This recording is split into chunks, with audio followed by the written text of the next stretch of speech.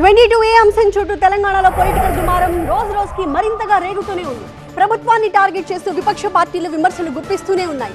రోజుకొక ప్రాంతానికి వెళ్లి 22A బాధితుల్ని కలుస్తున్న హరీష్ రావు ప్రభుత్వ పెద్దలపై విమర్శల దాడి కొనసాగిస్తున్నారు. మొన్న మేడ్చల్, నిన్న కుత్బుల్లాపూర్, ఇప్పుడు కూకట్పల్లి.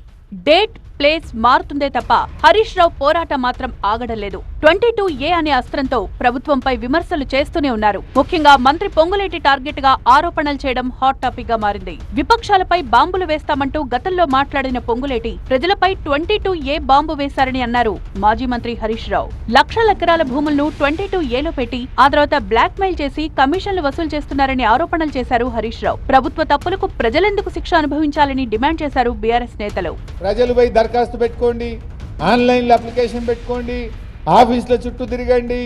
ఎందుకు దరఖాస్తు పెడితే దాని కింద ఫోన్ నెంబర్ ఉంటుంది, ఫోన్ చేసి బేరం చేద్దామనే. బ్రోకర్లు వచ్చి 30% అడగడానిక? ఎందుకు ప్రజలను ఎందుకు ఇబ్బంది పెడుతున్నావు? ఇప్పుడు నువ్వు చేసిన తప్పుకు ప్రజలెందుకు శిక్ష అనుభవించాలి? ప్రజలెందుకు ఆఫీసుల చుట్టూ తిరగాలి? నువ్వు తప్పు చేసి 22Aలో పెట్టినావు గనక, ఏది పెట్టినవో నీకు తెలుసు గనక దాన్ని తొలగించాల్సిన బాధ్యత కూడా మీ మీదే ఉంది అని చెప్పి కూడా నేను ప్రభుత్వాన్ని డిమాండ్ చేస్తా ఉన్నా. ప్రజల కోసం కేసీఆర్ పాలన సాగితే భూముల కోసమే అన్నట్లుగా కాంగ్రెస్ పాలన ఉందనే ఆరోపణలు చేశారు హరీష్ రావు. భూములు అమ్మడమే లక్ష్యంగా ఈ ప్రభుత్వం పనిచేస్తోందనే ఆరోపణలు కూడా చేస్తున్నారు గులాబీ నేతలు. ఈ ప్రజలు కాదు కబ్జాదారులు, నువ్వే కబ్జాదారుడిగా మారినవు.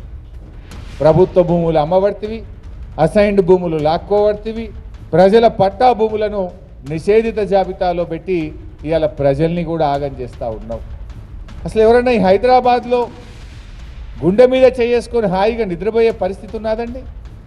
ఎప్పుడు హైడ్రా వస్తుందో, ఎప్పుడు 22Aలో పెడతారో, ఎప్పుడు ఏమవుతుందో అనేటువంటి ఒక ఆందోళనలో ఈ హైదరాబాద్ ప్రజలు బతుకుతూ ఉన్నారు.